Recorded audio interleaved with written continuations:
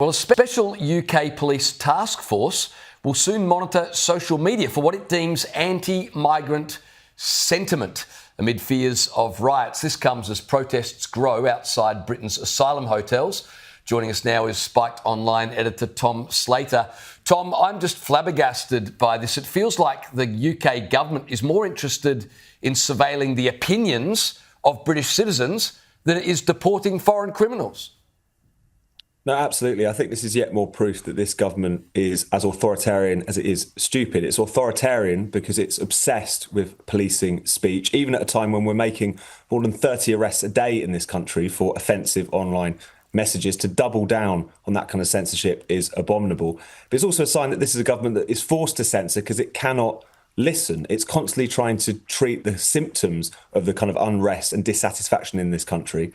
If they really think that more vigorously going after people for saying unpleasant things, offensive things, just dissenting things on the internet is going to make this sentiment go away, going to make the protests go away, they're in for a rude awakening. But I wouldn't expect anything more from this government, which just their answer to everything is a crackdown on social media, it seems.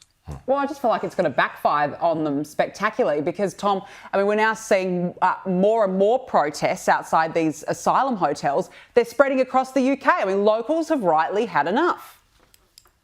No, absolutely. And this is something which the government is starting to recognise, I think. These are not just a few isolated incidents. We're seeing protests crop up across the UK, all in relation to the question of asylum. And yeah, there's often some ugly things around the fringes which needs to be condemned. But I think even now the mainstream media and the politicians are recognising that is not the vast majority of people who are taking part in these protests. They are overwhelmingly peaceful in many instances.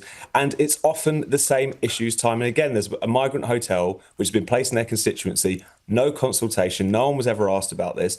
And then they start to see things in the community like sexual and violent crime creep up. Someone is charged with a sexual offence or a child sex abuse offence, and yet you've got politicians locally or nationally who are trying to look the other way. This issue isn't going away, and I think what we're probably going to see in the next few days is the government try to respond to that. Probably not very well, probably in a kind of half-hearted, let's just doff our caps to their concerns and not really do anything about it.